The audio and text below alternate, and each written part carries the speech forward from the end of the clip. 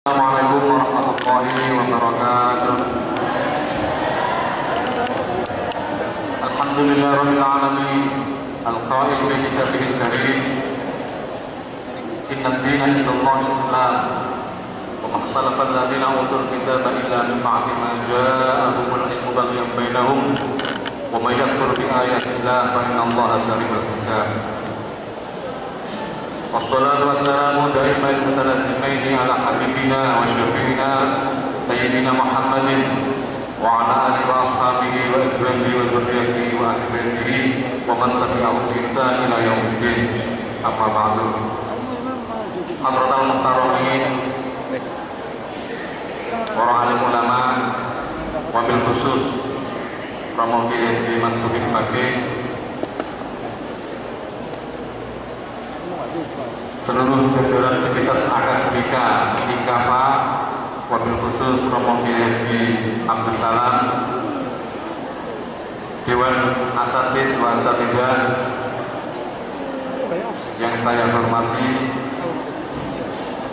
saudara-saudara mahasiswa, mahasiswi, semua peserta dalam seminar nasional ini yang dirahmati oleh Allah.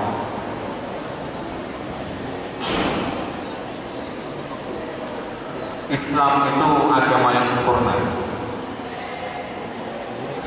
Namun manusia yang menerima Islam itu adalah makhluk yang tidak sempurna.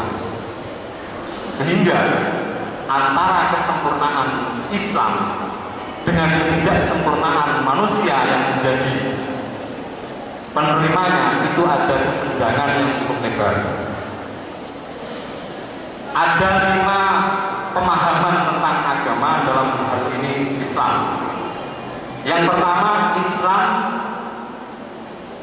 sebagaimana yang dimaksud oleh Allah dalam kitab suci Al-Quran.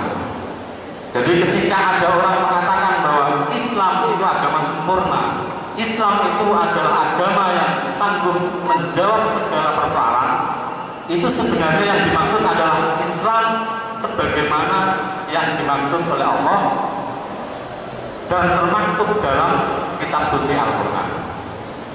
Itu yang pertama. Kemudian yang kedua,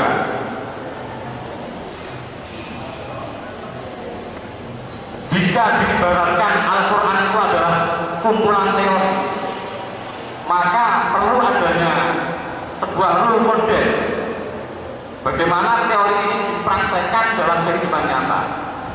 Jadi yang kedua adalah Islam sebagaimana diteladankan oleh Rasulullah Muhammad SAW. Jadi yang pertama ini kebenarannya bersifat absolut, yang kedua ini juga bersifat absolut. Kenapa? Karena Rasulullah itu maksum.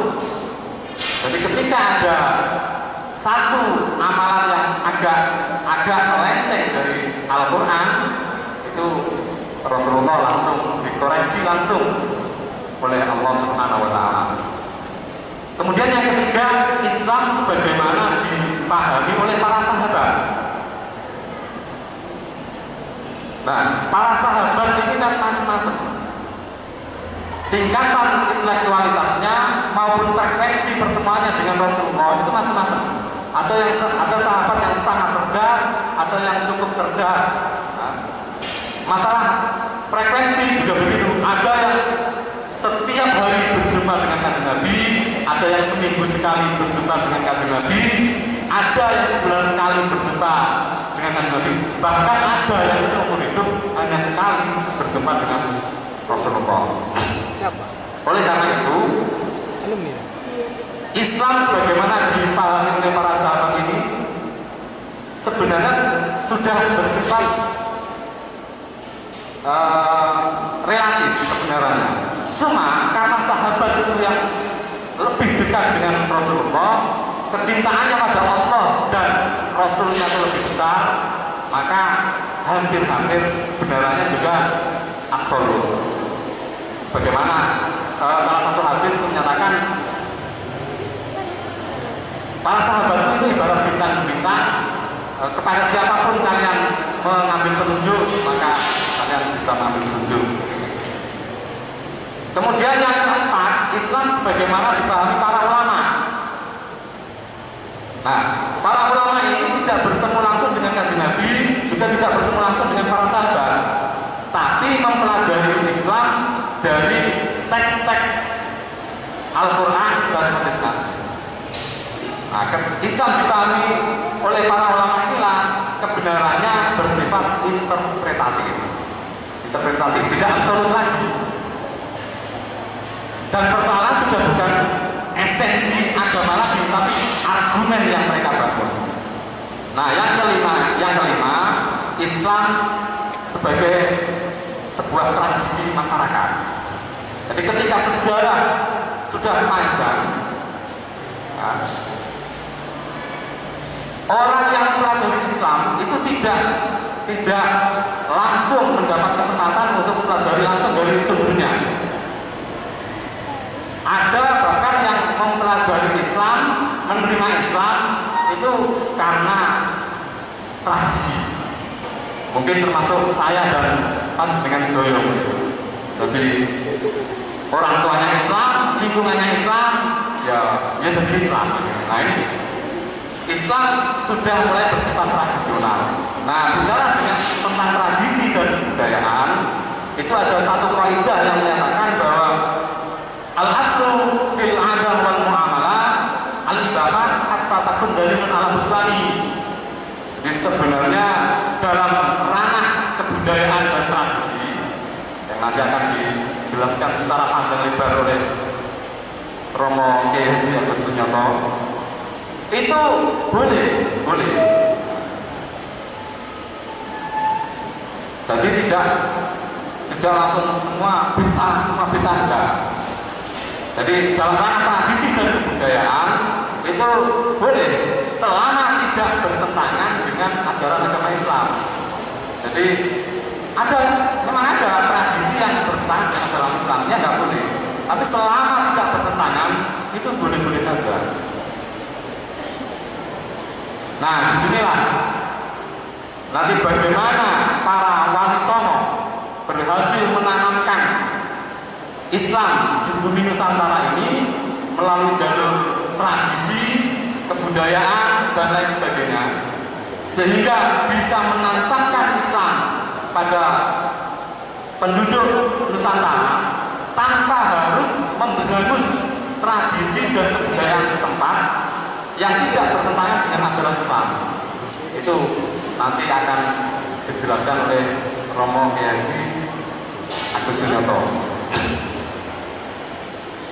Sampai hasilnya bagaimana? Sekarang ini ya 90% lebih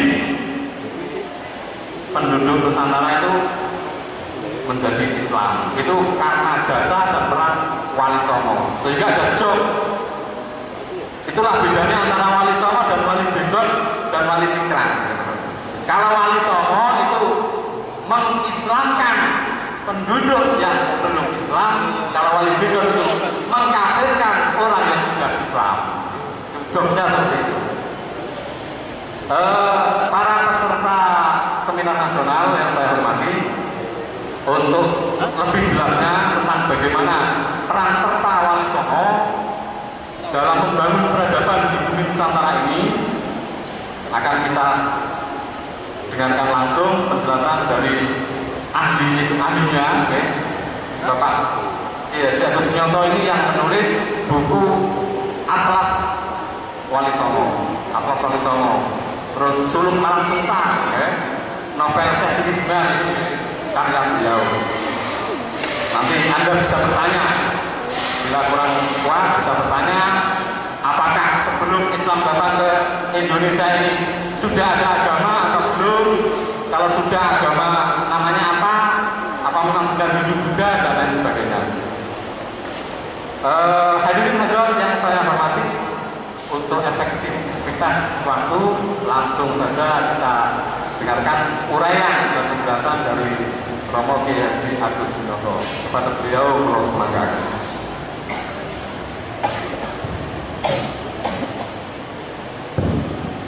Assalamualaikum warahmatullahi wabarakatuh.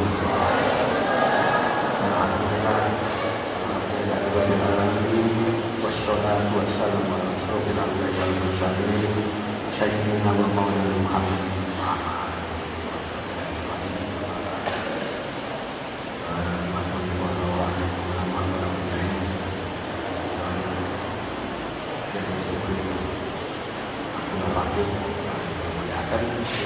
untuk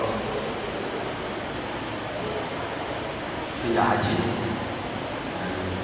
kemudian sholat lalu mentor itu keagamaan masa ini para dosen, para rekan dan para mahasiswa sekalian. Tadi sudah banyak diuraikan tentang kronologi tentang Islam mulai zaman Rasulullah sampai zaman para ulama.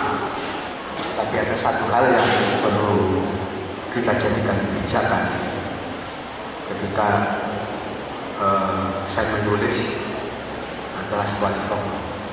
Ada satu logika yang biasa digunakan golongan asal. Itu agak beda dengan golongan Oke, kalau pakai membatasi bid'ah itu adalah segala sesuatu amalan yang tidak pernah dilakukan Rasulullah dan tidak pernah diajarkan oleh Rasulullah, itu dianggap bid'ah. Kalau batasannya itu menurut pandangan ulama tasawuf, loh kalau itu ya sudah terjadi sejak zaman Rasulullah itu sudah dilakukan orang. Ya, contohnya apa? Suatu saat Rasulullah pernah di hadapan para sahabat bertanya kepada sahabat Bilal, wahai Bilal, amalnya apa yang kamu lakukan sampai suara terumpahmu terdengar di surga? Ternyata bid'ah dilakukan oleh Bilal. Bilal menyatakan, saya setiap kali batal wudhu, saya akan wudhu kembali. Dan setiap kali saya wudhu, saya melakukan sholat 2 rakaat. Oh, itu yang menjadikan terumpah wudhu dengan 2 rakaat. Ini bid'ah. Rasulullah tidak pernah melakukan itu. Tidak pernah Rasulullah melakukan sholat setelah wudhu itu 2 rakaat. Tapi sahabat Bilal malah melakukan. Dan Rasulullah fardu. Nah ini batasan bid'ah di mana? Tidak pernah dilakukan Rasul dan malah dilakukan Bilal. Dan Bilal menurut Rasul terumpahnya terdengar di surga gara-gara amalnya yang tidak pernah dicontohkan Rasulullah. Jadi agak beda batasan pakai dengan batasan ilmu tasawuf itu agak beda. Maknanya sama, tapi penafsirannya beda. Termasuk ketika Rasulullah dalam ajaran pakai Rasulullah masa lampau, orang yang sudah meninggal.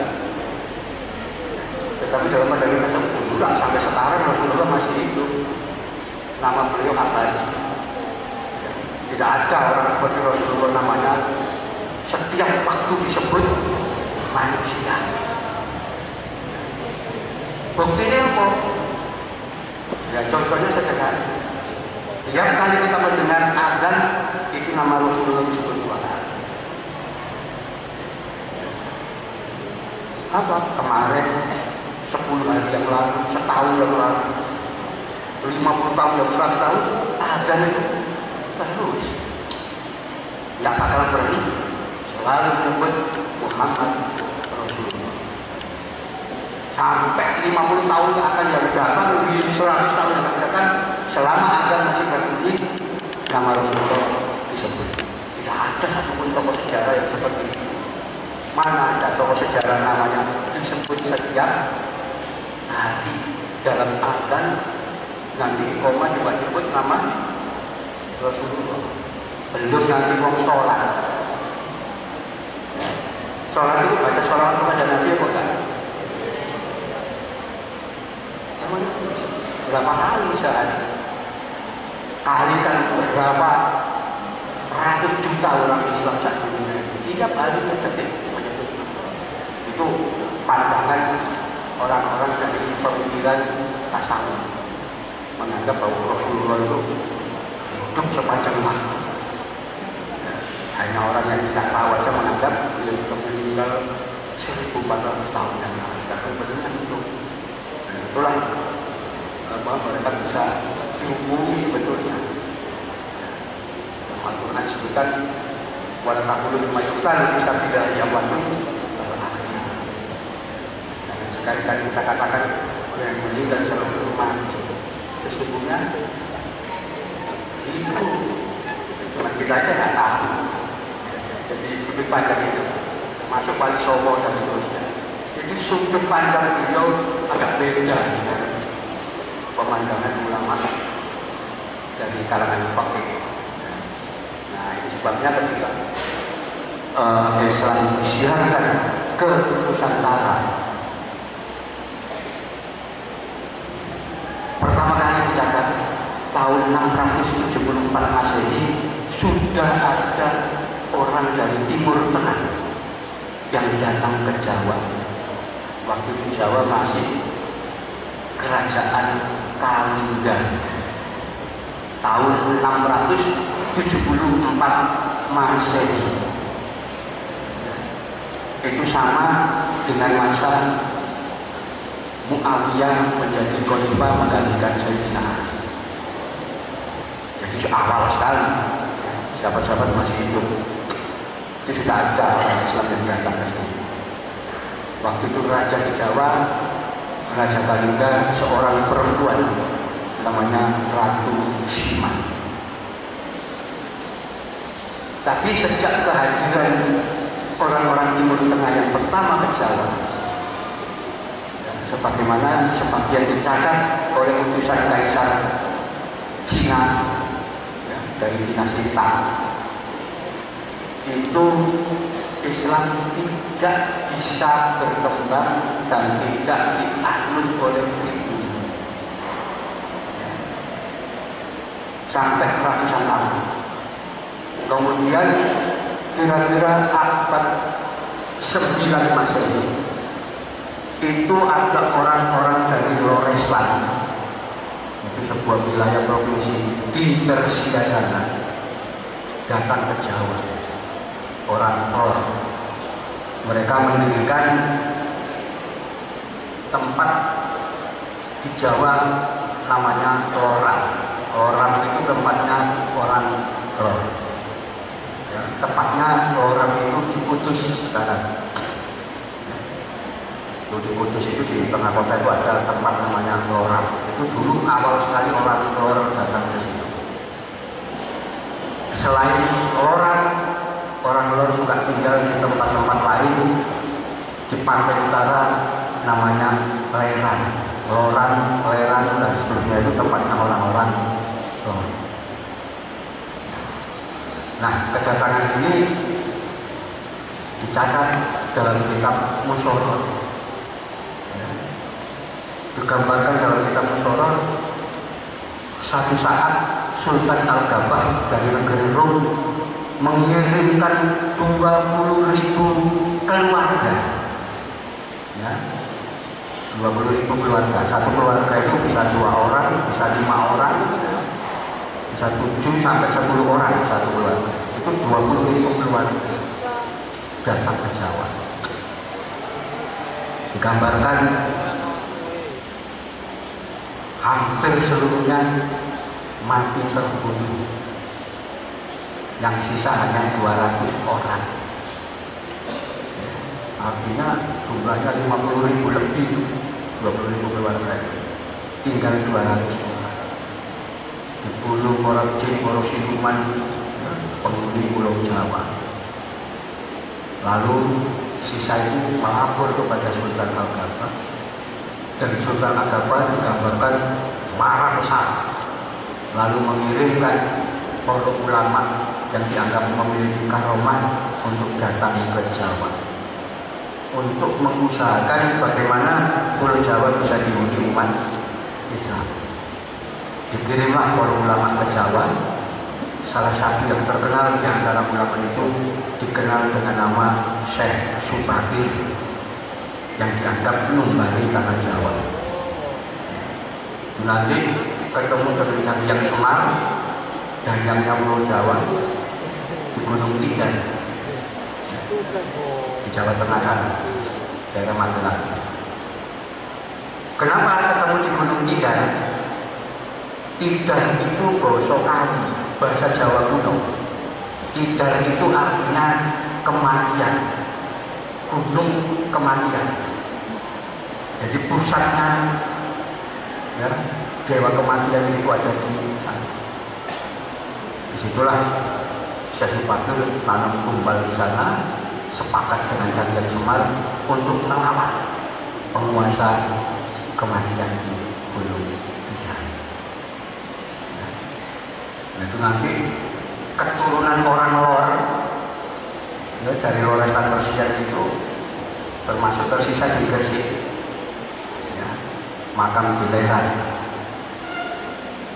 itu sisa bagaimana penolakan orang Jawa terhadap Islam ya, jadi nanti kalau kita membaca prasasti di Leran itu tegas disebutkan yang dimakamkan itu adalah Syahidah Fatimah binti Maimun binti Batawah.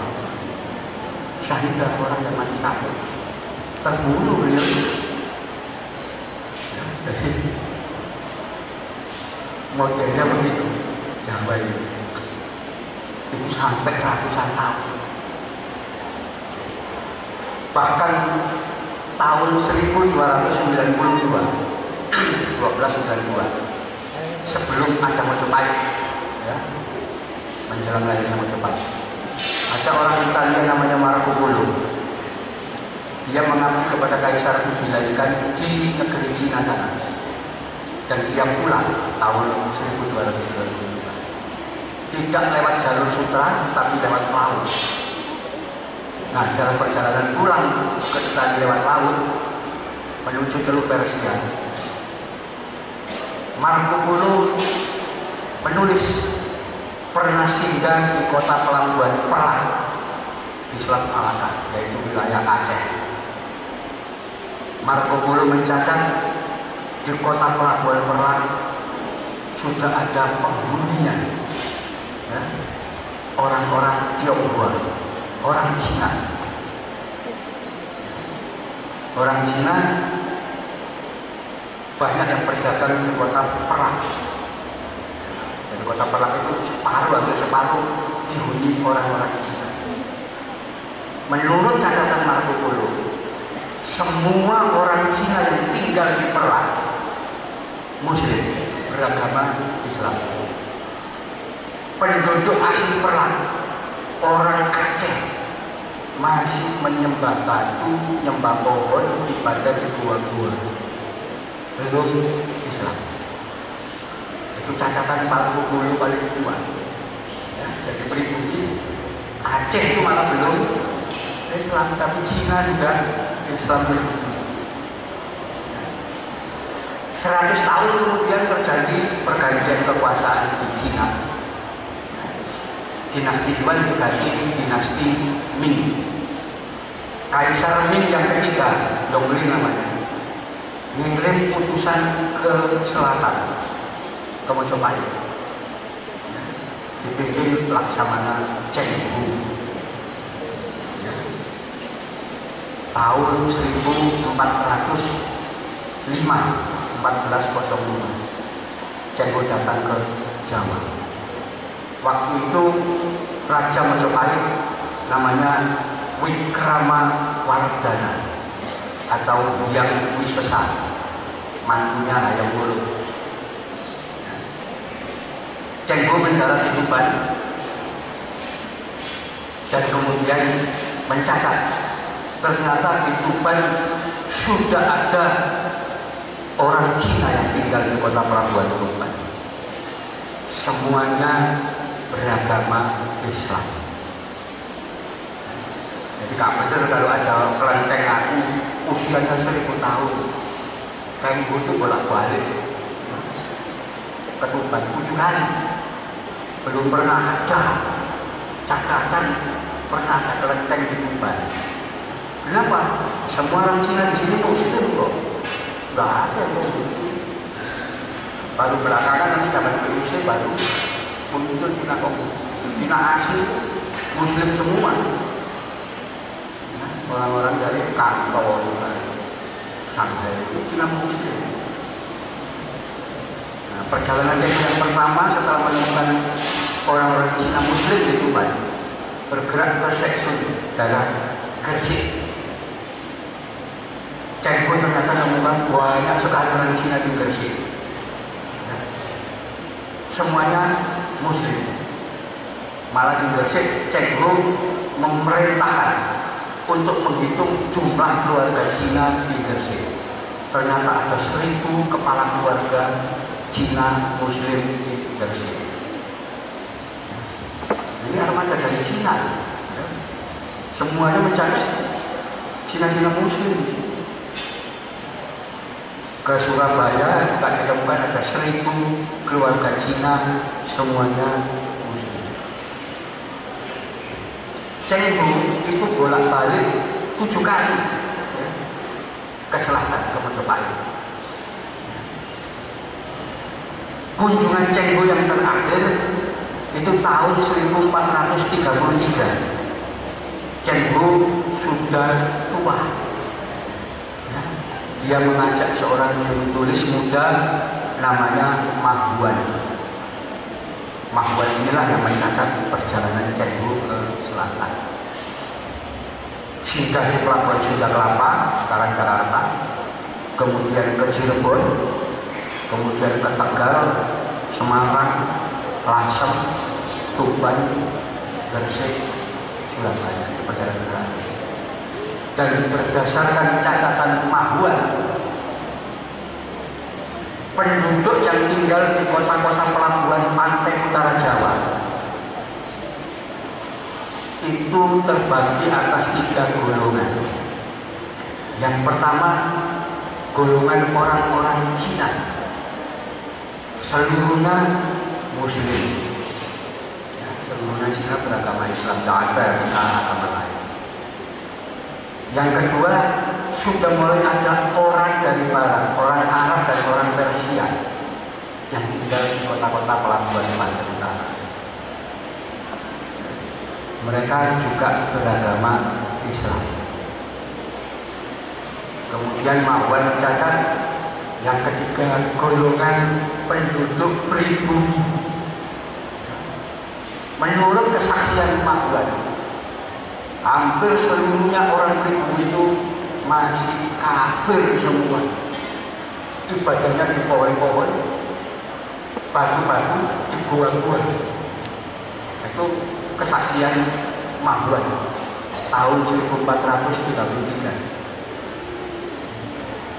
Itu artinya kalau kita berpatok pada kedatangan saudagar Islam pertama di Jawa tahun 674 Masehi, ya, zaman kerajaan Kanada, dan ketika rombongan Cheng yang terakhir datang ke Jawa tahun 1433, 800 tahun Islam tidak bisa diikuti pribumi di Jawa khususnya.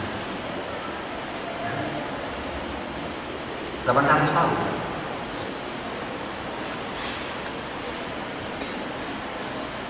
Nah, 7 tahun setelah kedatangan Cheng yang terakhir, baru datang rombongan dari negeri Champa. Ya.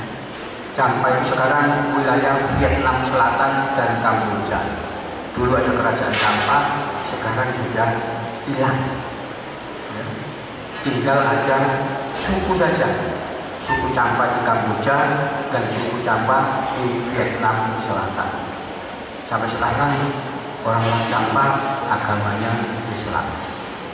Ya. Itu rombongan dari negeri Champa datang ke Tuban dipimpin Syekh Ibrahim Samarkand. Beliau dari Samarkand, tapi datang ke Champa dan menikah dengan seorang putri Champa. Lalu lahirlah 2 orang putra, Ali Nurtanto dan Ali Rahman. Syekh Ibrahim Semarang sakit dan meninggal di Tuban. Lalu dua orang putra, Ali Murtado dan Ali Rahmat, beserta sepupunya saudara Nisa, Abu Hurairah, itu kemudian melanjutkan perjalanan ke Mojopahit. Kenapa? Karena bibi mereka itu menjadi permaisuri Raja Mojopahit dari Campak, Ratu Darawati namanya. Nah, Ali Murtado dan Ali Rahmat ini kemudian ditanya hubungannya dengan permaisuri, dijelaskan. Mojopahit tahu bahwa permaisuri raja ini sebetulnya masih keturunan Singosari. Kenapa? Karena ketika zaman Kertanegara, kerajaan Singosari itu menggelar wilayah yang disebut Nusantara, mempersatukan seluruh wilayah kepulauan Nusantara. Itu Kertanegara menikahkan adik kandungnya yang bernama Ratu Tapasi dengan Raja Campak, Jaya Simawarman ketiga. Jadi Nusantara itu sangat Vietnam wilayah. Dari perkawinan Ratu Tapasi dengan Jaya Simawarman itu nanti menurunkan keturunan-keturunan, dan nanti sebagian datang ke Mojopahit dan sebagian lagi tinggal di Campak, baru masa Ratu Darawati itu kembali ke Mojopahit. Ini masih ada darah. Nah, karena itu Ali Murtado dan Ali Rahmat itu diberi gelar Mojopahit, Raden Ali Murtado dan Raden Ali Rahmat. Yang Ali Murtado dijadikan Raja Pendeta di Gresik, ya, karena kakaknya. Adiknya Ali Rahmat dijadikan imam untuk orang-orang Islam di Surabaya.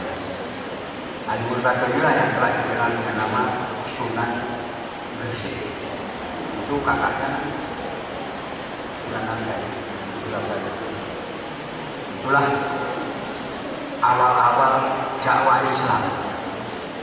Ya. Tapi untuk menuju dakwah Islam Wali Songo itu butuh waktu 30 tahun sejak kedatangan Raden Rahmat di Jawa. Kenapa butuh waktu 30 tahun? Karena waktu datang beliau belum menikah. Harus menikah dulu sampai punya putra-putra usia dewasa, baru diajak dakwah bareng. Jadi yang kita kenal dengan nama Wali Songo. Ya, itu proses. Jadi Sunan Bonang itu asli kelahiran sini. Sunan Raja, nanti menantunya Sunan Ampel itu Raja Pati, Sunan Giri itu juga kelahiran sini. Sunan Kalijogo, Sunan itu kelahiran sini semua. Jadi beliau bisa memahami kehidupan masyarakat di Jawa saat ini. Rupanya itulah awal sekali memandang agama yang ada di Jawa berdasar kacamata wong Jawa. Itulah Wali Songo paham. Ternyata agama yang ada di Jawa tidak sebagaimana yang dibayangkan orang-orang dari luar. Kenapa? Para wali, terutama Sunan Bonang awal, itu menangkap bahwa agama Buddha dan Hindu itu ternyata dianut orang Jawa dari golongan keraton. Di wilayah keraton itu agama Buddha dan Hindu. Masyarakat di luar keraton itu ternyata penganut ajaran Kapitayan. Kapitayan ini agama Jawa kuno yang oleh orang Belanda disebut animisme dinamisme. Itu sebutan keliru. sebutan pasal yang sangat kering.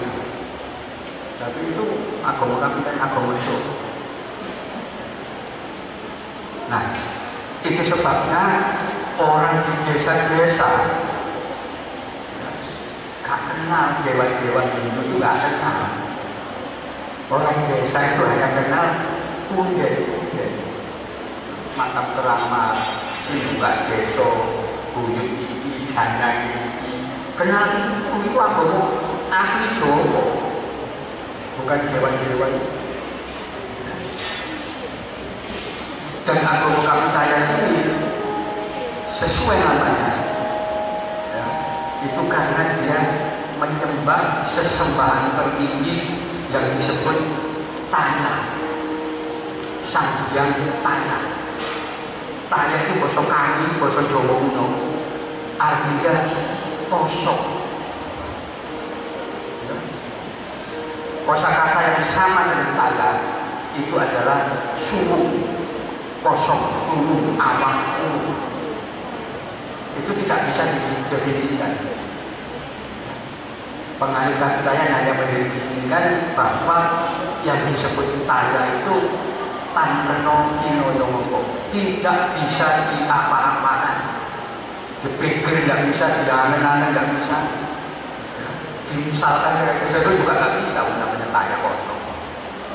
Tapi dia ada dan meliputi segala. Itulah nanti lahir kata-kata taya, kepercayaan terhadap taya.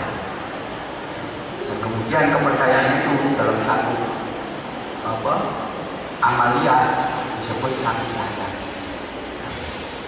Itu jadi orang dulu ibadah itu menghadap ke arah gua. Ya, ini kita bisa lihat zaman Paleolitikum, zaman Batu Tua, zaman Mesolitikum, zaman Batu Tengah, zaman Neolitikum, zaman Batu Muda, ibadahnya orang-orang di sini menghadap ke arah gua. Kenapa? Gua itu simbol kosong, subuh. Itu bedanya dengan Hindu dan Buddha. Kalau Hindu harus ada pratima. Apa pratima? Patung. Kalau di sini nggak boleh, harus kosong, subuh, menghadap ke arah gua. Nah, zaman Megalitikum, orang-orang kami saya baru bisa membangun bangunan baru untuk ibadah. Namanya sanggar. Bangunan segi 4 begini, atapnya tumpang 3, bagian tengah ada ruang kosong. Sanggar inilah yang nanti oleh Wali Songo diambil alih jadi tempat ibadah, namanya langgar. Di mana ada langgar pasti ada ruangan kosong, mihrab. Itu ngambil alih sanggar tapi langgar. Jadi itu bedanya kami kalian dengan Hindu dan Buddha. Itulah Wali Songo melihat loh ini asli milik Islam ajaran ini. Itu sebabnya dalam berbagai perbincangan antara saudara-saudara dari Timur Tengah dengan tokoh-tokoh pengajar Kapitayan, gak pernah ketemu. Karena saudara-saudara selalu mengatakan Allah itu Tuhan yang tertinggi setelah mencipta, bersemayam di arsy, duduk di atas kursi, al-kursi. Pengaruh Kapitayan, baru duduk di kursi, ada tempatnya, kok bedanya dengan dewa-dewa itu? Kayak manusia, nggak mau orang itu nggak mau, nolak pasti. Kenapa? Loh, saya kalau ini tanya kena kino yang mau tidak bisa diapa-apakan kalau dibandingkan buat menungso. Ada tempatnya, ada kursinya, ada macam-macam. Mama, itulah sampai 800 tahun nggak ketemu. Baru yang bisa menjelaskan Wali Songo.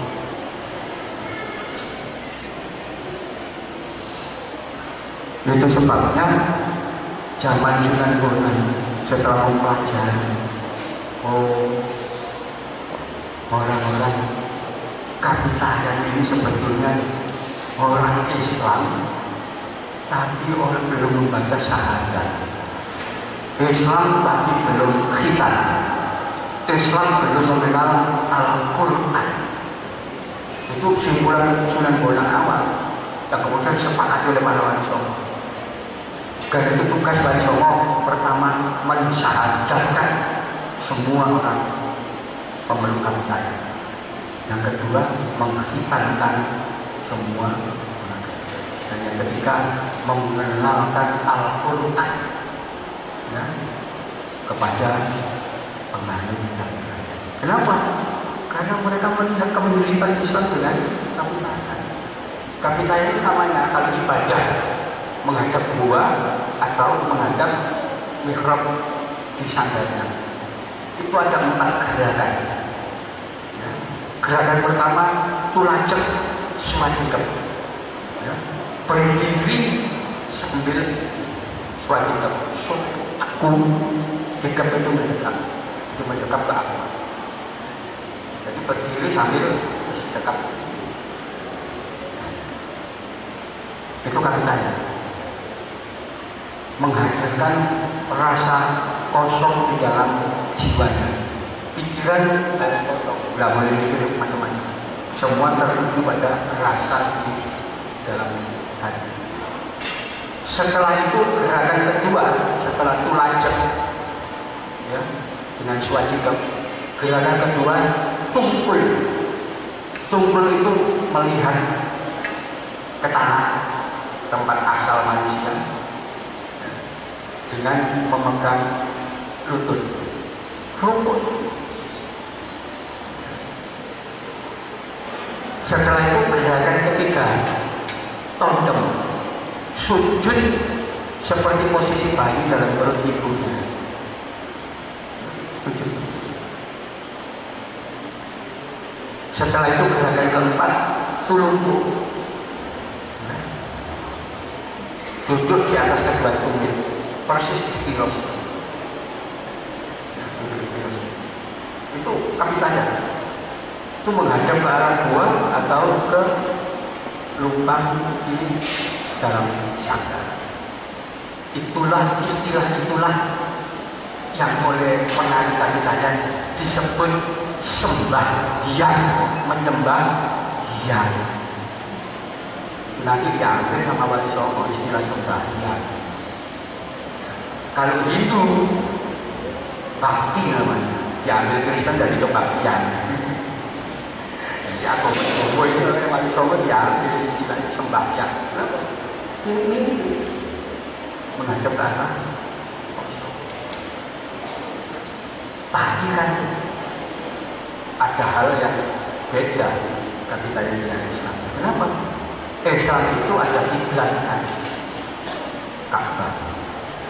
Ini yang selama ratusan tahun tidak bisa diterima oleh Kapitayan. Kenapa? Ini bahkan ada patung. Nggak mau mereka. Apa bedanya kalau orang Hindu? Kiblat itu patung di Mekah sana. Nah itu nggak mau Kapitayan. Tapi wali songo paham cara berpikir Kapitayan. Dewa itu sungguh kosong, nggak mau dia menyembah benda itu. Lalu dipakailah oleh wali songo istilah kiblat papat limo pancer. Apa? Sembahyang itu ngadepi kiblat papat limo pancer. Yang namanya kiblat papat itu watu ngadep ke arah kiblat, utara, selatan, barat, timur. Pancere tengah. Apa kira-kira pancernya Ka'bah? Apa? Tahu nggak? Pusatnya Ka'bah itu apa? Pancernya Ka'bah itu tengah-tengahnya Ka'bah. Ruangan kosong, sumpung, Nah, itu kebanyakan orang Islam banyak tahu waktu itu. Intinya justru di tengah Ka'bah itu kenapa ada pintunya, dan ketika Fathul Makkah Rasulullah katakan terkadang itu semua patung-patung arca-arca itu ruangan suci, nggak boleh ada gambaran apa. Jadi hasilnya kita itu kuncinya dari tangan kosong, bukan batu itu, ya, bukan itu seperti Baitullah, ya, bait itu rumah, batu tadi Allah dari dalam, apa kosong itu baru kan ada orang-orang percaya itu berarti sama, ya. Itulah digunakan istilah oleh Wali Songo tapi tanya sembah yang bukan sholat. Kalau sholat tidak ngerti. Termasuk di dalam ajaran Kapitayan itu ada ibadah tidak makan mulai pagi sampai malam, ya. Itu disebut dengan istilah upawasa atau pasabrata. Diambil alih oleh Wali Songo. Pasar atau upawasa kosong, bukan show, karena nggak ngerti.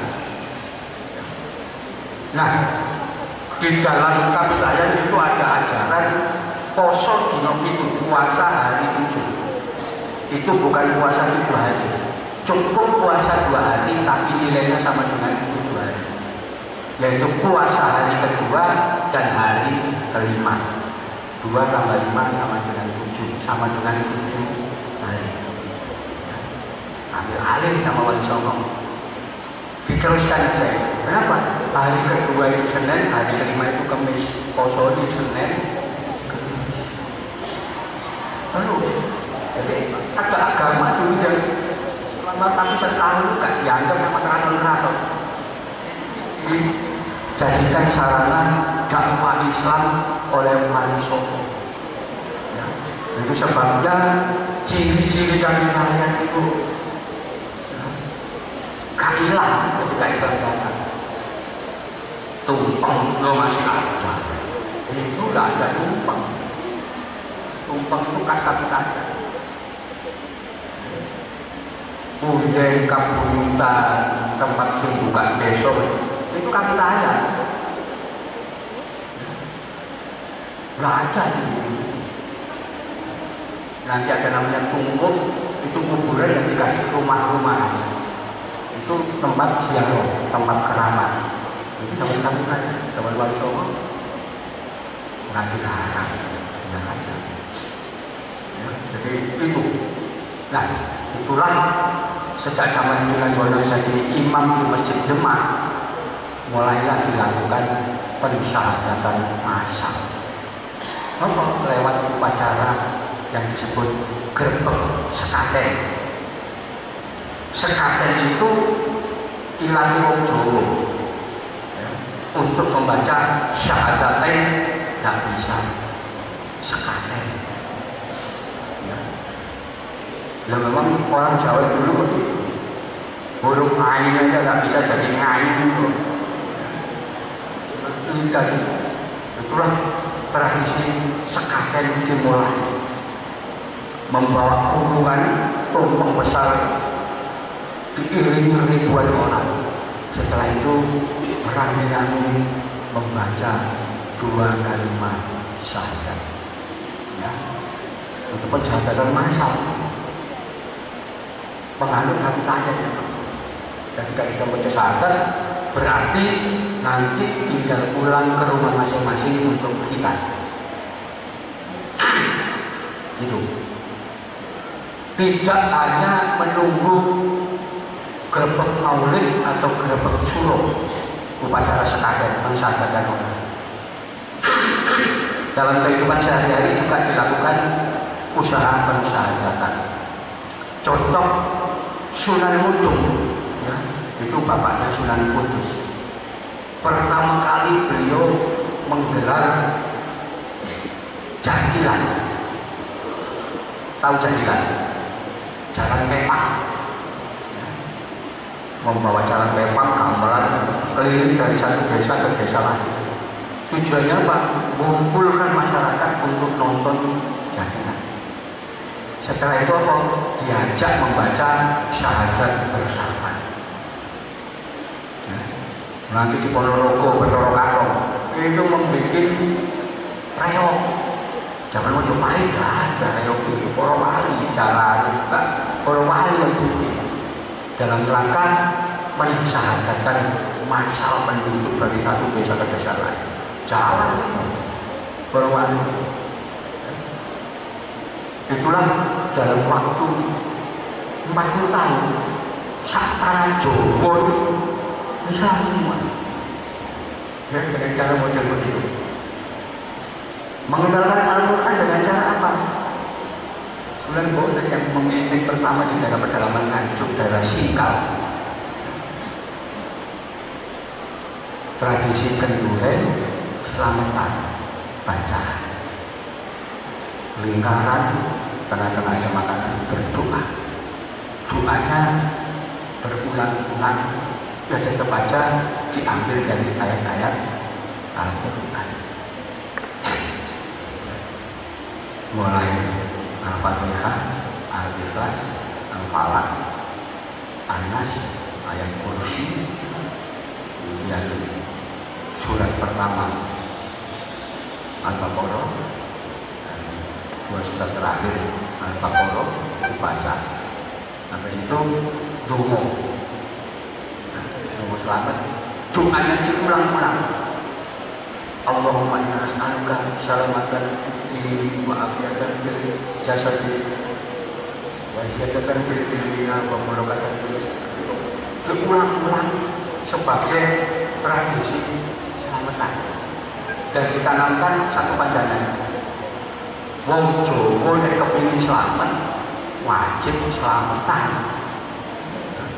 Itu paling sederhana.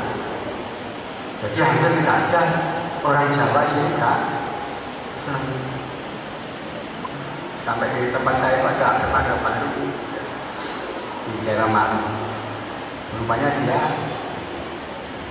tidak mengenal tradisi selamatan di dalam rumah dan di dalam keluarga.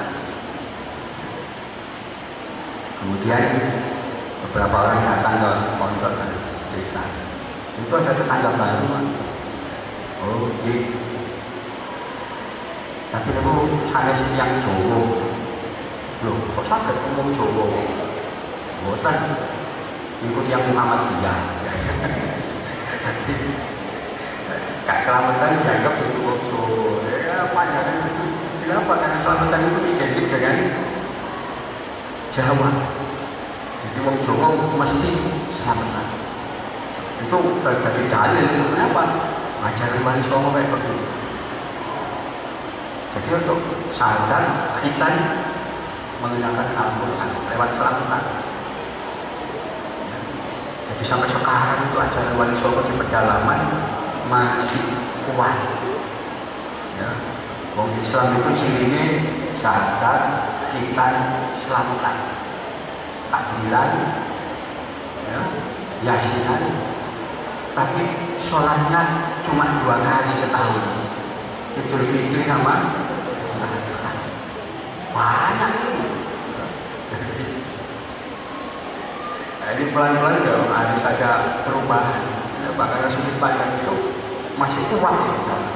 Wah, ini Wali Songo dengan cara dan ini kok. Ya. Jadi zaman Wali dulu orang pedalaman itu cukup syahadat, khitan, selamatan itu sudah harus dianggap Islam. Ya, sholatnya cuma 2 kali, Idul Adha dan Idul Fitri. Itu masih banyak sekarang proses itu. Jadi ini awal-awal kenapa Islam bisa berkembang cepat. Ya. Jadi kalau tahun 1433 belum banyak pribumi yang memeluk Islam. Lalu datanglah Sunan Ampel dan kemudian ada dakwah Wali Songo, di mana dakwah itu dimulai tahun 1470-an ya, ketika Sunan Bonang sudah dewasa, Sunan Giri sudah dewasa semua. Di situ lalu dakwah Wali Songo dengan model seperti itu. 1477 Demak, Masjid Demak mulai dibangun. Itulah mulai ada tradisi sekaten dan seterusnya bersama. Ya. Nah itu yang kemudian berkembang begitu cepat ya, menjadikan Islam meluas tanah Jawa. Tahun 1513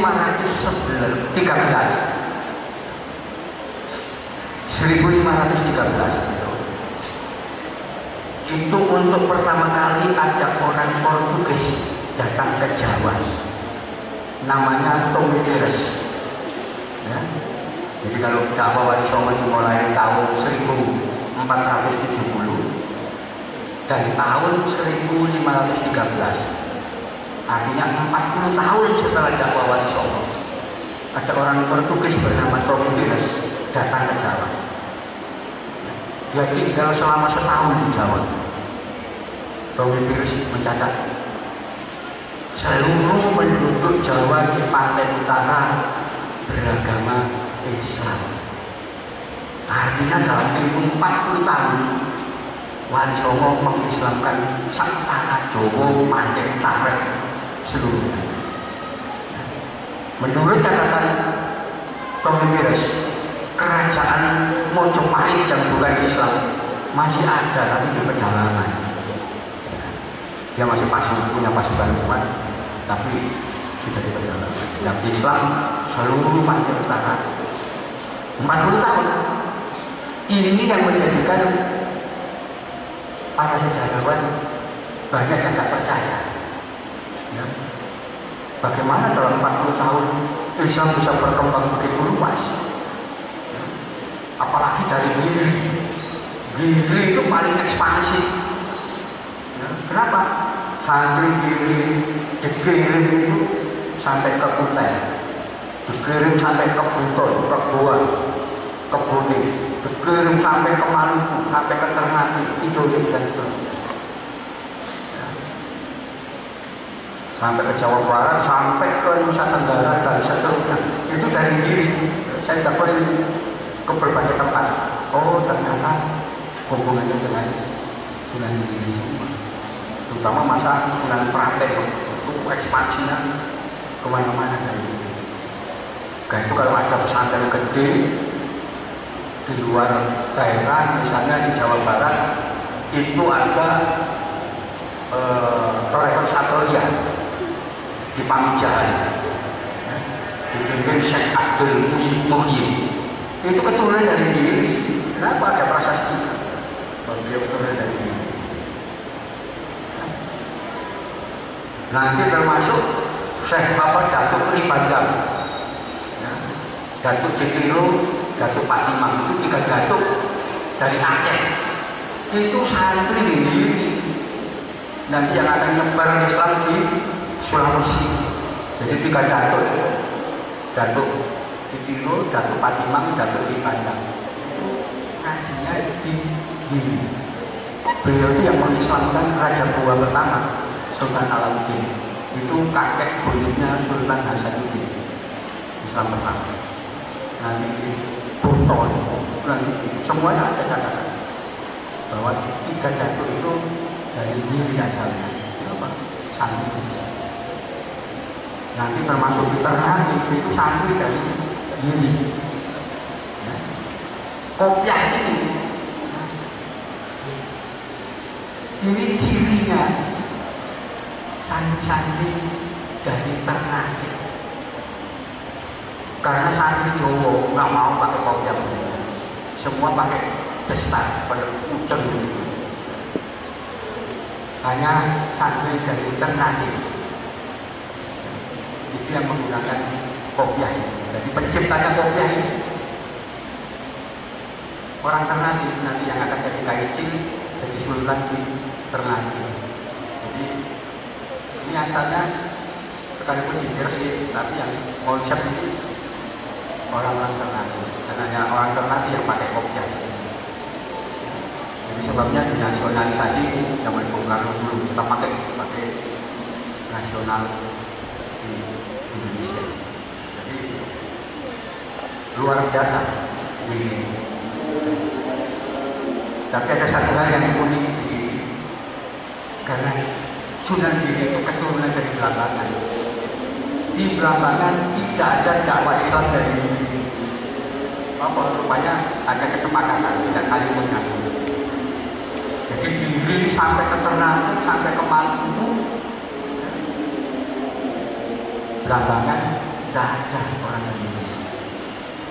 Jadi di Belambangan itu sampai zaman Sultan Agung, sampai zaman Pakubuwono, ya, yang ketiga belum Islam Belambangan. Kenapa? Karena tidak ada dakwah dari rupanya masih keluar. Kemudian kita bisa lihat bagaimana ketika Sunan Giri yang kedua, Sunan Dalem, diserang pasukan dari Sengkulu. Itu orang dari Belambangan datang bawa perahu itu, ribuan orang datang untuk bela diri. Ya, padahal itu pasukan dari Mojopahit dari perjalanan kita. Itu Belambangan bela diri keluarga. Jadi dulu itu nggak melihat aku keluarga. Memang jadi ini yang menjadikan kenapa Islam berkembang cepat dalam zaman Wali Songo, karena Wali Songo dakwah melihat potensi masyarakat dari begini dan kita mencari aja kesamaan dan kemudian diarahkan. Saya kira tinggi seperti Anda Pak, mungkin Anda bisa dilanjutkan banyak jawab dan kita memiliki wacana baru ya, dalam proses dakwah Islamiyah yang dilakukan Wali Songo. Ya, Assalamualaikum warahmatullahi wabarakatuh.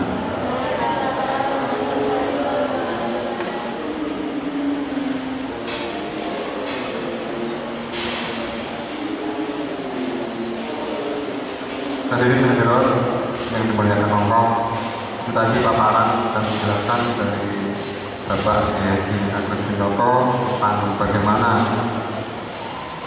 peran dan jasa Wali Songo dalam mengislamkan penduduk di Nusantara ini. Kita banyak mendapatkan pengetahuan baru. Jadi yang selama ini kita menganggap bahwa sebelum masuknya Islam itu masyarakat Nusantara itu beragama Hindu dan Buddha, ini ada sudut pandang lain bahwa ternyata yang beragama Hindu dan Buddha itu hanya kalangan keraton saja, sedangkan masyarakat bawah itu beragama kaki tayang. Dan banyak sekali kemiripan amalia agama kaki tayang ini dengan agama Islam. Salah satunya dalam hal itu tadi sembahyangnya, gerakan-gerakannya, sehingga kemiripan itu akhirnya dimanfaatkan oleh Wali Songo untuk semakin menancapkan ajaran Islam di bumi Nusantara tanpa harus melalui jalur konflik, tanpa harus melalui jalur peperangan, sehingga akhirnya membentuk suatu masyarakat Muslim yang tergolong unik, berbeda dengan masyarakat Muslim di tempat-tempat lain, misalnya di Pakistan, di Arab Saudi dan sebagainya. Jadi kalau di Pakistan sana mungkin nggak ada tahlilan nggak ada, mungkin nggak, di Arab Saudi juga yang sumbernya Islam sendiri mungkin nggak ada tahlilan. Tapi itu apakah bid'ah? Tetap dijelaskan oleh Pak Yai Agus Winoto, ya tidak bid'ah itu bukan wilayah kreativitas saja. Itu bahkan masuk dalam kategori bunga-bunga keberagamaan. Bunga-bunga keberagamaan bukan mengotori ajaran agama, bukan, justru semakin membuat masyarakat beragama itu nyeni. Jadi semakin indah, Terima kasih. Untuk langsung aja ini dibuka pertanyaan ya, mungkin ada unek-unek atau minta penjelasan yang lebih lanjut, dipersilakan. Langsung tiga penanya dulu ya. Penanya dulu. Monggo.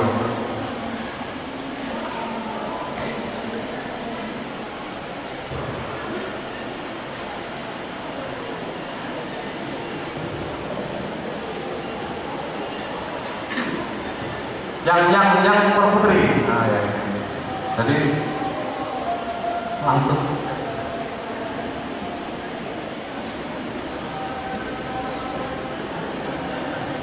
Monggo. Bismillahirrahmanirrahim.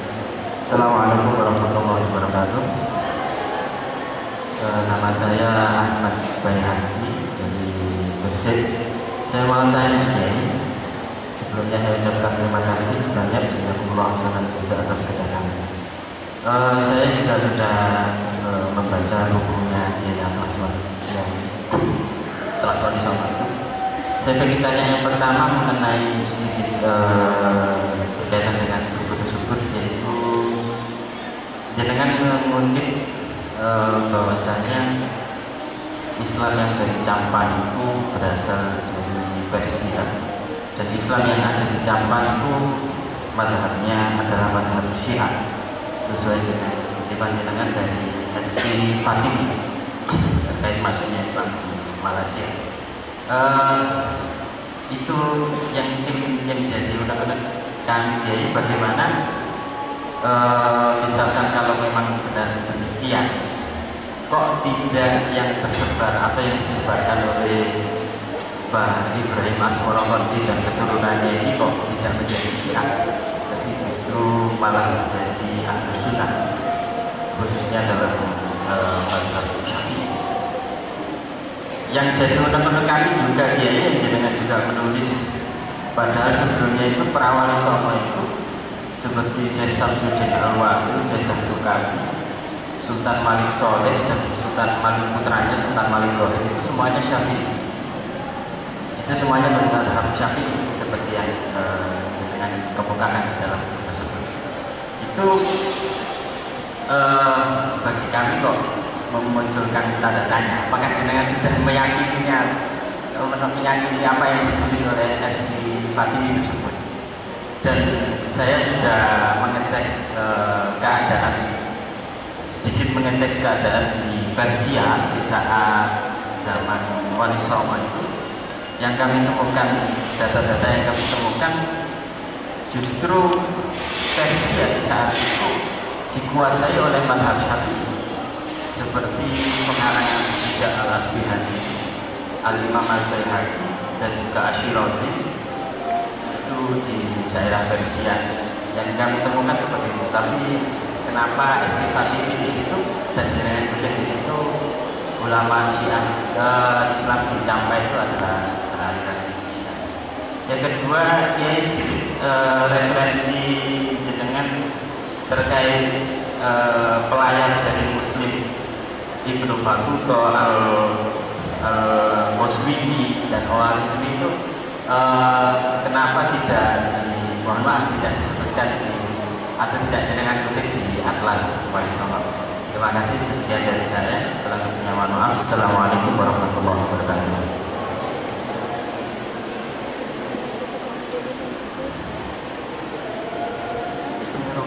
Assalamualaikum warahmatullahi wabarakatuh. Nama saya Awal Antofi dari PBI. Saya mau bertanya ini, kenapa sikap Sunan Bonang terhadap penyebaran Islam di Kediri begitu agresif, seperti yang saya lihat, yang saya baca itu meracuni Sungai Berantas. Padahal kan Sunan Wali Songo terkenal dengan penyebaran Islam yang lembut dan halus. Dan juga yang kedua, awal mula dari konflik kerajaan Islam Mataram yang ini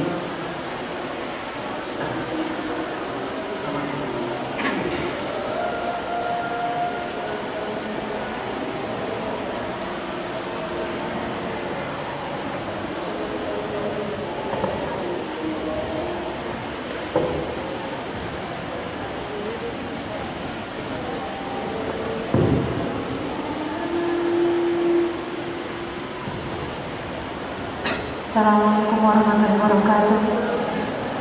Saya Ika Nibatmawati, mahasiswi Kalkal jurusan PDI.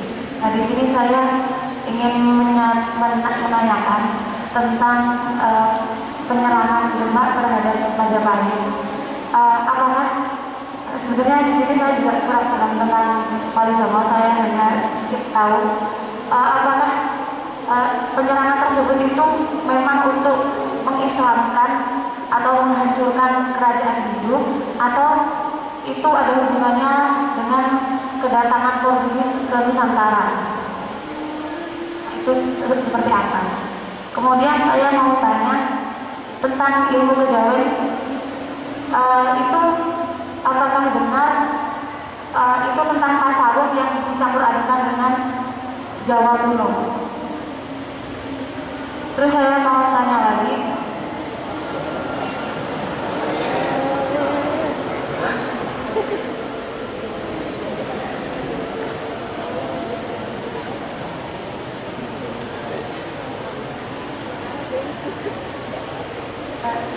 sudah. Terima kasih. Terima kasih atas tiga penanya. Yang pertama dari Mas Bayhaqi, jadi kalau dikatakan Islam itu dari sampah, terus sesuai bukunya Yai Agus Sunyoto ini, padahal waktu itu ulama-ulama sampah Syiah, tapi kenapa kok tidak menjadi Syiah, tapi kok malah Sunni? Terus kenapa para peziarah yang muslim-muslim, Ibnu Battuta dan lain-lain itu kok tidak dikutip dalam bukunya beliau? Nanti akan dijawab oleh beliau. Yang kedua, ini tentang apa tadi? Awal mula konflik antara Mataram Islam dengan Yuri waktu zamannya Sultan Agung, gitu ya. Yang ketiga, ini motif penyerangan Demak terhadap Majapahit sebenarnya karena memang motifnya motif dakwah untuk mengislamkan Majapahit, atau memang ada motif lain, misalnya perebutan kekuasaan atau yang lainnya. Terus pertanyaan yang kedua, benarkah ilmu kejawen itu adalah ilmu tasawuf yang diramu dengan ilmu-ilmu Jawa kuno? Monggo.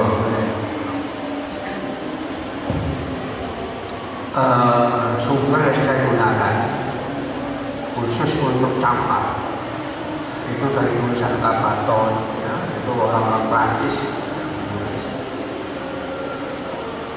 Saya belum menemukan bahwa orang-orang Islam di Campak itu penganut mazhab Syafi'i.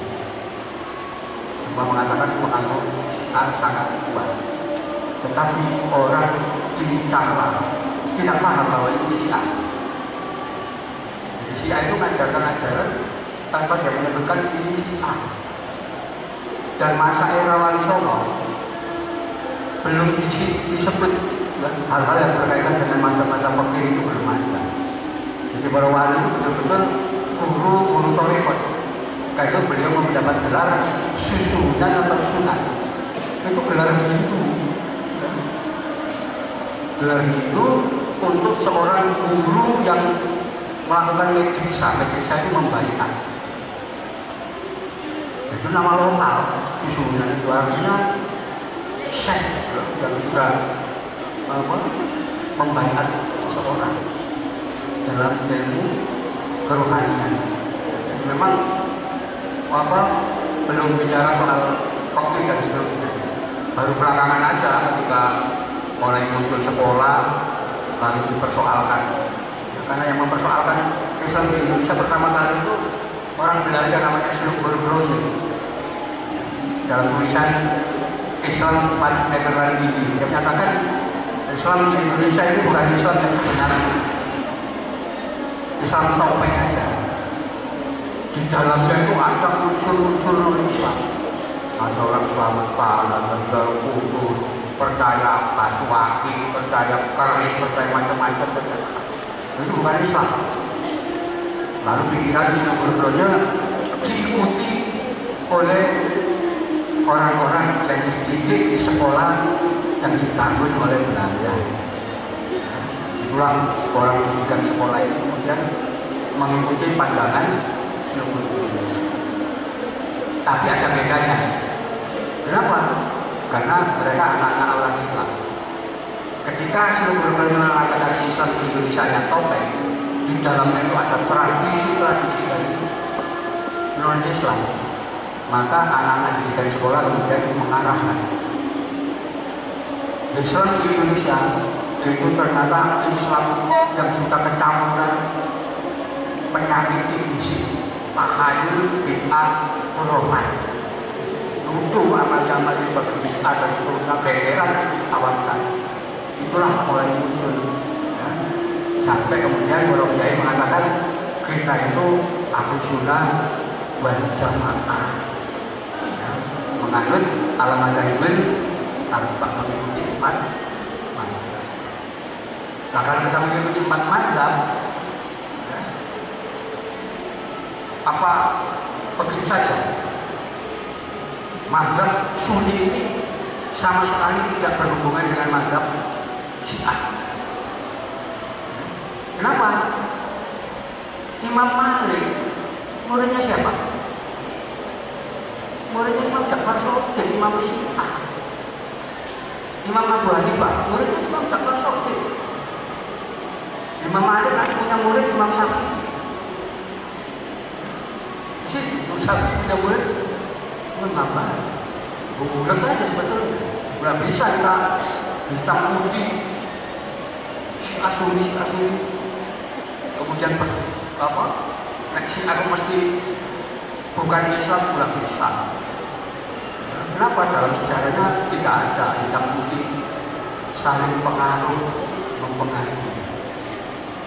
Kemarin aja waktu rame-rame bulan Muharram itu, kenapa di Jogja itu masyarakat memperingati 8 Muharram, 8 Syuro? Itu ketua Respublik saya itu tanya ke saya. Tanya itu kenapa masyarakat di Jogja itu memperingati Muharram pada tanggal 8, yang lain tanggal 10. Apa jawaban tokoh-tokoh adat saya? Ini mereka sejarahnya Sayyidina Husain dan Karbala. Pengaruh apa ini? Itu orang Jogja itu memperingati matinya Husain di Karbala. Masa orang Sunni meringati matinya Husain di Karbala? Pasti ada pengaruh, cuma mereka datang. Begitu juga di Campa sana. Semua peneliti sejarah maupun sosiologi di Campa menyatakan pengaruh Syiah di Campa sangat kuat. Situ. Jadi itu tradisi-tradisi semua itulah yang dibawa ke sini. Sampai tahun 90 itu saya ke Thailand. Perbatasan antara Kamboja dan Thailand itu ada pengungsi sampah di sana. Namanya Kampung Campa. Itu sama dengan orang-orang Indonesia.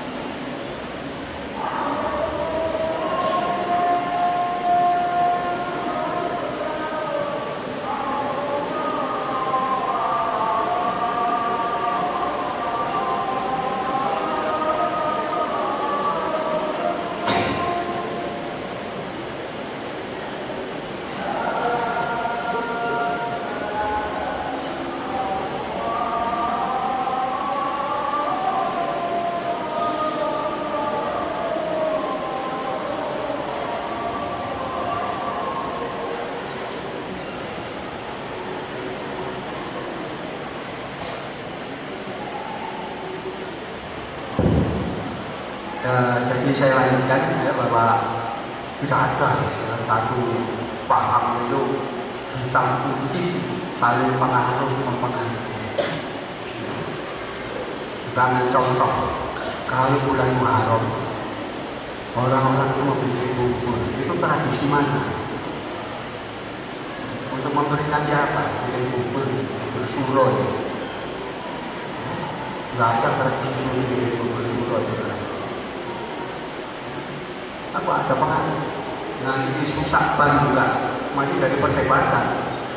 Kita tahu dari mana sumbernya Syakban. Di pondok-pondok pesantren masih digunakan, ya, pondok pesantren Salam masih digunakan kitab Baitul Aqol. Itu kitab Syiah masih dipakai. Zaman Wali Songo itu aja kalau ngajar ngaji masih menggunakan bahasa Persia, bukan bahasa Arab. Bahasa Persia. Sampai sekarang di Iran sana orang ngaji ada Jabarta, bukan ada Malta. Ini pengaruh ada. Kita nggak mungkin ngerti sejarah. Oh, itu pengaruh Syiah. Hapus. Memangnya siapa tidak? Ya, sejarah harus diakui ada pengaruh itu ada. Di situ. Memang itu. Jadi orang-orang Jawa itu banyak kemiripan dengan orang Jawa.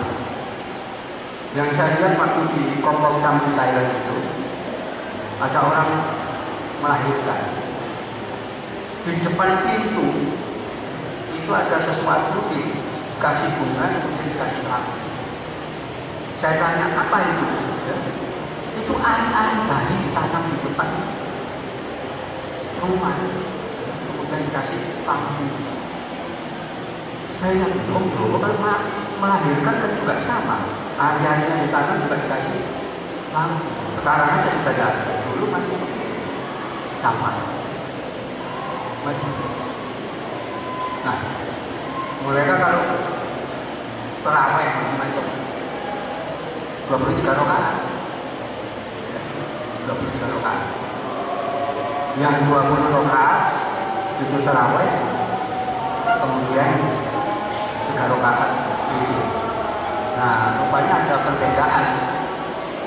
Orang Syiah Zaidiyah itu 23 rakaat. Tapi 20 rakaat itu tarawih. Kemudian 2 rakaat itu sholat syafa. Baru 1 rakaat sholat witir. Jadi kalau orang Syiah itu kita pernah lihat waktu tarawih itu 20 rakaat ya. Setelah itu as-sholat sunnatul syafa. Sholat syafa, sholat genap 2 rakaat.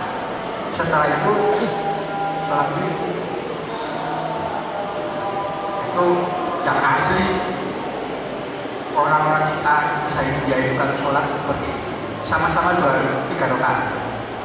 Tapi 2 rakaat sholat syafa, sholat genap, 1 rakaat sholat witir. Orang Jawa itu banyak nggak paham. Dia setelah sholat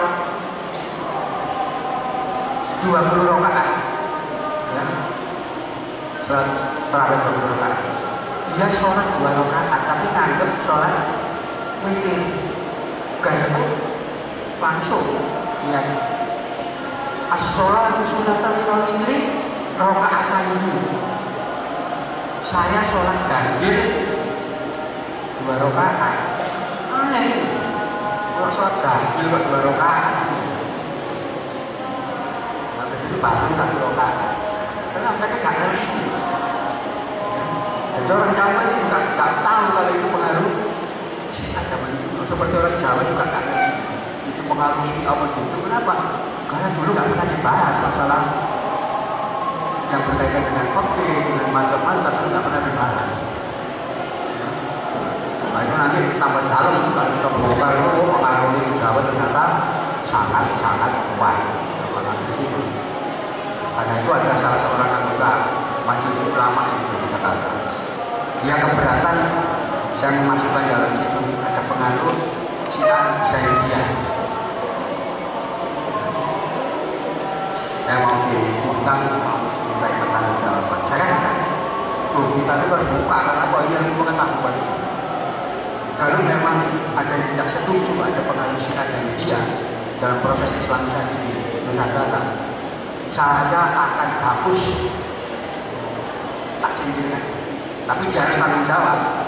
Tunjukkan pengaruh apa yang ada di sini. Jangan yang katakan ini haram, tapi dia tidak bisa menunjukkan. Harus tunjukkan pengaruh apa ini. Jadi harus konsisten. Tapi keilmuan aja, tidak usah pakai mazhab-mazhaban ono pengaruh itu kita masukkan pengaruh itu, kalau tidak nggak ada.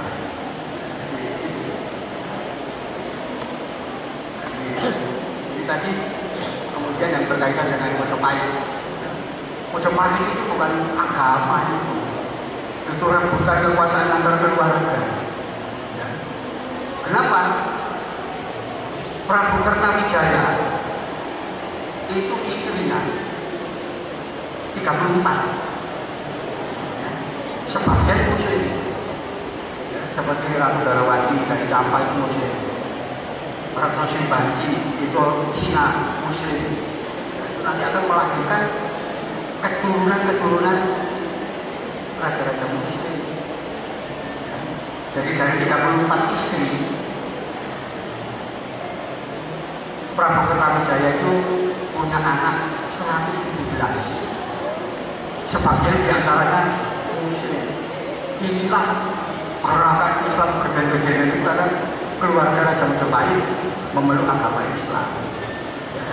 Demak, Pemudin, semuanya itu kerajaan Islam akhirnya muncul. Itulah ketika rebutan kekuasaan bukan karena agama, tapi karena keluarga. Sampai Majapahit satu pecah dua. Jadi nanti kita lihat saja. Saudi nggak lama akan pecah. Kenapa? Karena Bani Sakut sekarang sudah diganti Bani Salman. Semua putra mahkota Salman, semua kekuasaan Salman. Pangeran-pangeran itu Sakut.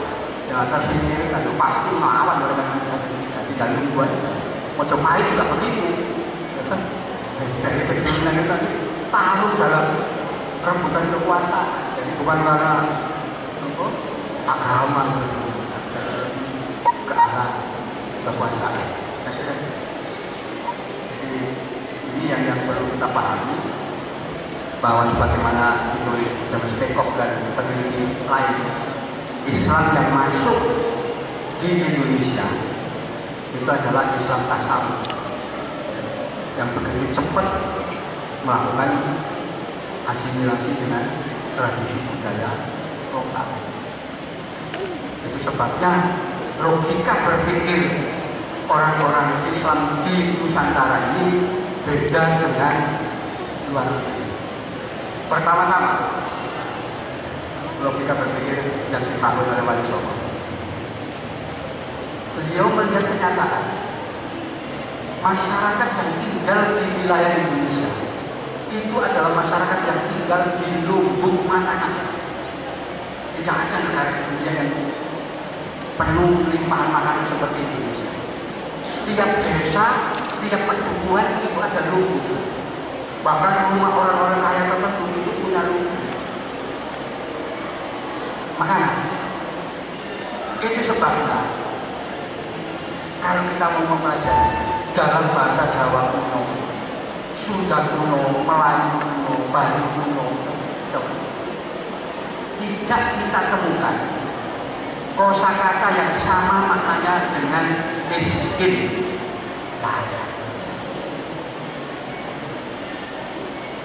Miskin dari bahasa apa? Miskin bahasa Arab. Nanti kata fakir juga tidak dikenal. Itu bahasa Arab. Nanti penyebaran Islam menggunakan kata mudorot dengan lafal mudarat dari melarat, itu juga bahasa Arab. Bahasa asli tidak dikenal kata-kata orang tidak punya makanan. Kenapa makanan berlimpah? Nggak ada tempat. Sekarang aja nggak ada lumbung. Saya baru kemarin di Bawean itu masih ada, lumbung itu masih ada. Di Jawa sudah hilang. Tapi dulu saya masih kecil tahun 70-an masih desa-desa masih punya lumbung, makanannya berlimpah, nggak pernah kekurangan. Karena itu tradisi di sini, ya, tradisi masyarakat yang tinggal di wilayah berlimpah makanan itu adalah membagi makanan. Itu sebabnya orang lahir ada bacaan gerobohan, anak lahir bangga, tetangga-tetangga diundang, ayo datang mendoakan jabat lain, makan habis itu pulang bawa makanan.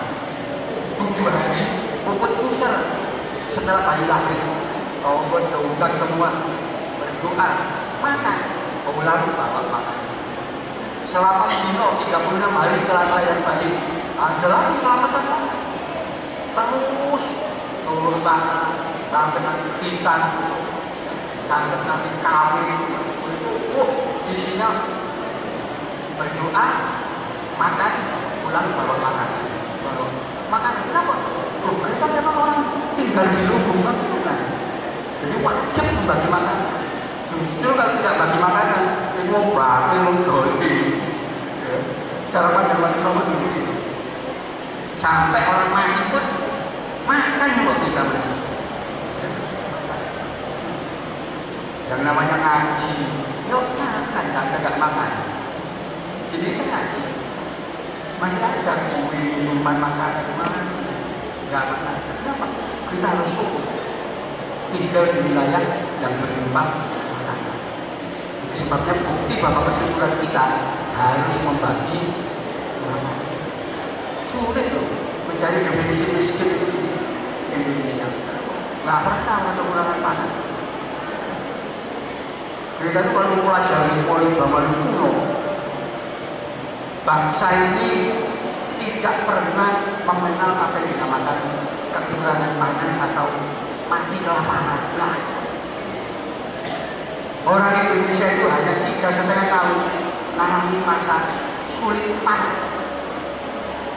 Jadi zaman Jepang, zaman kuno itu negara itu perang kerajaan dari orang tetap makan, tidak pernah kekurangan. Itu sejarah bangsa kita. Karena itu kita harus syukur dari bangsa Indonesia. Kenapa? Yo nggak kenal istilah miskin. Dalam wayang itu ada tokoh, tapi ini nama, bukan istilah. Nama. Kiri itu tokoh, anak itu tokoh, wong seberang. Jadi si kiri itu pasti wong seberang, nggak punya makanan, nggak punya harta, nggak punya itu harus seberang, bukan orang Indonesia. Itu cerita wayang itu kayak begitu menyadarkan kita. Jadi kita harus syukur hidup di Indonesia. Jangan dibayangkan wah kita di timur tengah sana, bikin khilafah macam-macam. Sana itu keamanan nggak ada, kedamaian nggak ada, orang sholat aja nggak bisa. Baru naik sholat Jumat masjid meledak, nggak ada. Kita enak makan, mau sholat maunya apapun bisa, nggak pernah kekurangan. Adanya orang miskin bukan bukti kemiskinan, adanya orang ngemis bukan bukti kemiskinan, pekerjaan. Jadi pengemis itu pekerjaan, bukan orang miskin. Kenapa? Saya di Surabaya punya tetangga. Dia pekerjaan utamanya pengemis di masjid Ampel di pasar itu. Tapi di rumah dia punya kulkas, punya televisi, macam-macam. Dia bawa HP juga sekarang udah tua. Jadi pekerjaan bukan miskin. Jadi itu kita harus syukur dari bangsa Indonesia ini. Kita 85% umat yang beragama Islam, kita toleransi macam-macam. Sekarang yang membahayakan justru pengaruh-pengaruh dari Timur Tengah, pengaruh-pengaruh dari Kristen dan sebagainya itu menghindari cara berpikir orang Islam. Ini yang paling berbahaya. Sampai sekarang pun ada bahwa Indonesia nanti akan mencapai Indonesia emas tahun 2045. Nggak usah nunggu, sekarang kita Indonesia emas. Kita sudah hidup berlimpah, nggak pernah kekurangan. kita sudah berlebih. Sekarang cari desa-desa sekitar.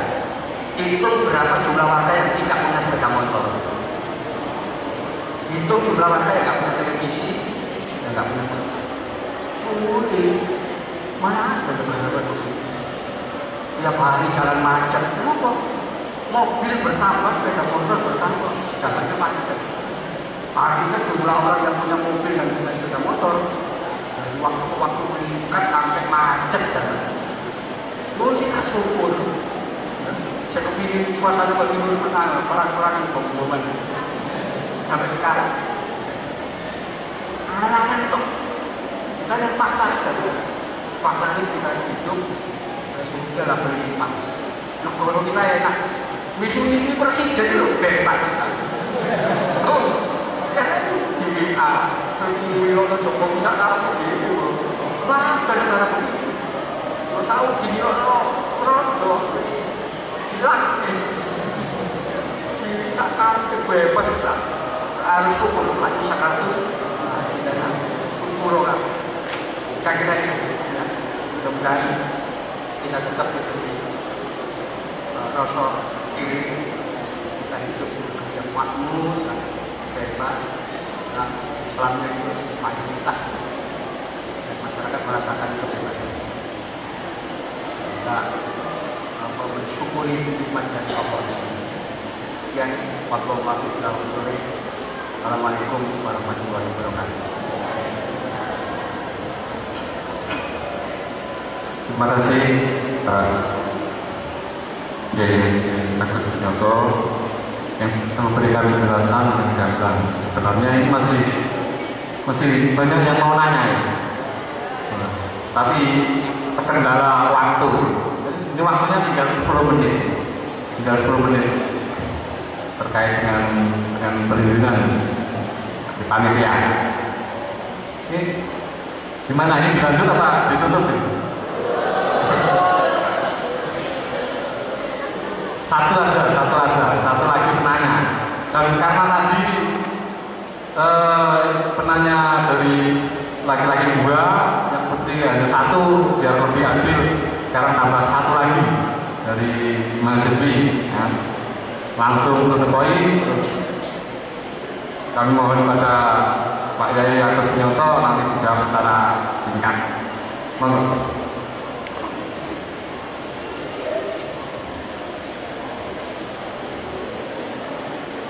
Bismillahirrahmanirrahim. Assalamualaikum warahmatullahi wabarakatuh. Perkenalkan, nama saya Nur Aditya Kofiana dari UIN Sunan Ampel, Surabaya. Saya mau bertanya tentang arti dari Wali Songo itu sendiri apa? Ada yang berpendapat bahwa Wali Songo itu artinya orang 9 yang mulia.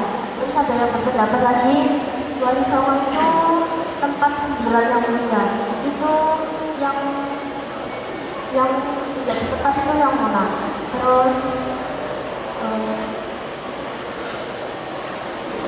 pada saat dinasti Tang dan Bapak pernyataan tadi bahwa pada dinasti Tang itu Islam itu tidak berkembang.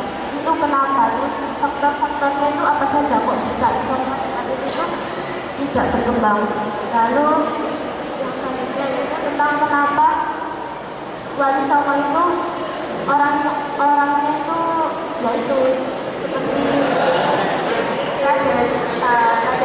Raden Bata Lampung di Sunan Giri, terus ada Rahmat itu di Sunan Ampel. Kenapa disebut Wali Songo itu orang-orang seperti ini? Padahal banyak tokoh balik peran Wali Songo itu dalam penyebaran Islam di Jawa sendiri. Terima kasih. Assalamualaikum warahmatullahi wabarakatuh. Terima kasih. Monggo langsung aja. Tadi sudah saya ungkapkan bahwa jarak Islam bisa diterima di Nusantara ini 800 tahun tidak bisa diterima. Sampai kemudian datanglah Sunan Ampel yang dilanjut Wali Songo. Sunan Ampel itu adalah asal dari Campa. Beliau datang ke sini membawa sebuah kitab namanya Tapuk Cakara. Itu Tapuk Cakara ini nanti diterjemahkan ya, menjadi primbon. Jadi primbon itu tidak ada zaman Majapahit itu ilmu nujum yang asalnya dari Campa kemudian berkembang di Jawa. Nah, dari ilmu nujum itulah Sunan Ampel itu mengetahui bahwa tanah Jawa itu rupanya oleh orang-orang dulu zaman kuno ya, itu dipasangi semacam sarana narkotik, bahwa tanah Jawa itu dibawa kekuasaan Nawa Dewata, 9 dewa penguasa mata angin. Jadi mulai barat, timur, selatan, utara, tenggara, barat daya, barat laut, timur laut. Itu ada 8 dewa, pusatnya di tengah. Itulah kenapa Islam tidak bisa masuk di sini. Ternyata ada 9 dewa yang menguasai wilayah mata angin. Semua yang masuk mati terbunuh dan seterusnya. Rupanya itu harus diubah. Itulah Sunan Ampel mengubah. Jadi dari 9 dewa menjadi 9 wali songo. Itu hitungan ilmu nujum. Nanti ada hitungannya. Yang hisab jumal itu ada. Sekarang yang menunjuk dianggap tahayu. Seperti dulu memang ada hitungannya. Tapi terbukti memang di Jawa tidak bisa dimasuki Islam. Agama apapun tidak bisa disini. Yang kuasa hidup. Tetap berkuasa. Kenapa ada awan dewan? Itulah diganti menjadi wali songo 9 wali berdasarkan letak mata angin. Nah, ternyata setelah dihitung, kerajaan-kerajaan dulu, kerajaan Hindu zaman kuno, itu ternyata semuanya hitungannya 9. Ada kerajaan Sriwijaya. Sriwijaya. Berapa huruf? Berapa? 9 huruf. Nanti ada kerajaan Kanjuruan 9 huruf. Kerajaan Kahuripan 9 huruf. Singosari 9 huruf. Mojopahit 9 huruf. Nusantara 9 huruf. Pemersatu Nusantara namanya Gajah Mada 9 huruf. Gitu. Pajajaran 9 huruf. Kenapa? Kuat Nawa Dewata. Nah, itu jadi masalah wali-wali. Bagaimana ini Mojopahit yang 9 huruf? Kekuasaan itu seluruh Nusantara. Islam masuk dari mana? Kenapa? Yang berkuasa Prabu Kertawijaya. Itu namanya panjang. Kertawijaya, Wijaya Parakrama Wardana. Terlalu panjang. Apa? Ya harus diubah namanya. Kenapa? Menurut hisab jumal ilmu nujum. Lalu orang-orang Islam rame-rame memberikan gelar baru kepada Raja Majapahit, Prabu Kertawijaya, dengan nama Brawijaya. Berapa huruf Brawijaya?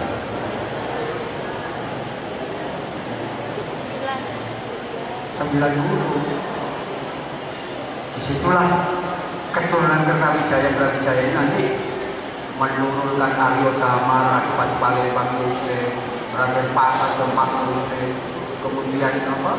Bathara Kantong Ponorogo Muslim, semuanya Muslim semua turun apa dari tokoh masuk kerajaan Pajajaran. Rajanya Prabu Duru Dewata Rama. Wah, banyak sekali. Pajajaran 9, rajanya harus 9 namanya. Disitulah para wali sepakat kita ubah beliau, kita beri gelar Prabu Siliwangi. Berapa huruf Siliwangi? 9 itu. Di situ nanti muncul putranya Siliwangi itu. Ya. Mulai siapa? Cakra Walang Sungsang, Pangeran Walang Sungsang Cakrabuana, Priyan Santang, semua itu penyebar Islam semua. Jadi ada hitungan-hitungan begitu, hitungan ujung itu keahlian Sunan Ampel dulu. Ya. Nah di situ nanti akan diwarisi Sunan Kalijogo dan seterusnya, itu ahli ujung. Nah itu yang diwarisi para kiai dari Wali Songo. Itu sebabnya dulu ketika Indonesia merdeka, para kiai Indonesia pakai nama ini, ya gitu. Indonesia berapa huruf? 9. Yang memproklamasikan Indonesia Bung Karno. Berapa huruf? 9. Dasar negaranya Pancasila. Berapa huruf? 9 huruf. Undang-undang dasarnya Undang-undang Dasar 45. 4 tambah 5. Itulah.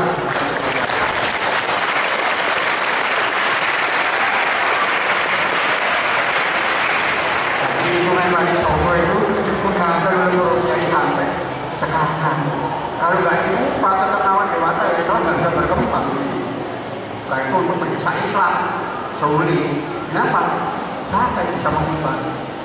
Wali Songo itu yang menguasai istilahnya kekuatan goib yang melindungi Jawa dan Nusantara. Jadi itu Wali Songo itu selain nama institusi juga sebuah hitungan yang berujung mengubah tatanan kepemimpinan yang melindungi Nusantara dari Nawa Dewata menjadi Wali Songo. Wali Songo. Dan Wali Songo itu artinya Wali Jawa. Kenapa itu kan kisah Tumal Abajadun Hawa Suhaton itu Wali Songo itu hitungan Abaja jadi 3 Tun Hawa 6 3 dan 6 9 huruf Ja dan Wa. Jawa artinya Songo. Jadi Wali Songo itu Wali Jawa, penguasa wilayah Jawa. Itu mulai berubah sampai sekarang. Hitungan itu belum ada yang bisa memecahkan. Dan itu kalender Jawa ya kalender Islam. Kalender Islam. Dan itu hitungan-hitungan zaman Wali Songo masih ada kekuatan mistisnya belum. Jadi jangan khawatir nanti orang bicara soal wah bisa Allah nggak bisa, ya, nggak bisa mengubah. Kenapa? Dasar keagamaan di Jawa itu kami tanya Tuhan itu nggak sama dengan manusia. Nah Kristen itu kan tidak beda. Tuhan jadi manusia jadi juru selamat. Ngomong Jawa sih paling bodoh aja nggak mau ngakuin. Kenapa? Memang nggak bisa jadi manusia. Dan itu mereka letak dengan Islam. Islam itu ya perkembangan dari agama Jawa tahun dulu Islam kan. Dan itu menjadi ciri khas Islam di Nusantara. Saya kira itu penjelasan tentang Wali Songo. Ya, tapi jangan diungkap di luar ini ya. Nanti kita jadi ketawakan orang. Oh, si Pertono itu hitungan mistik ya, tapi ya, faktanya memang saya kira. Terima kasih. Hadirin yang saya hormati, itulah tadi seminar nasional dengan tema perang Wali Songo dalam membangun peradaban Islam di Nusantara, sehingga tanpa melalui konflik bersenjata hampir 100% penduduk Nusantara memeluk agama Islam. Dan yang lebih unik dan membanggakan bahwa corak keberagamaan di masyarakat Nusantara ini relatif lebih kuat, relatif lebih indah dibanding dengan corak keberagamaan masyarakat di tempat lain, karena atas jasa para Wali Songo, ajaran agama diramu dengan tradisi dan kebudayaan lokal selama kebudayaan lokal itu tidak bertentangan dengan ajaran Islam. Terima kasih atas perhatiannya. Saya atas nama moderator, apabila ada kata-kata yang kurang berkenan, mohon maaf yang sebesar-besarnya. Wallahu muwaffiq ila aqwamit thoriq. Wassalamu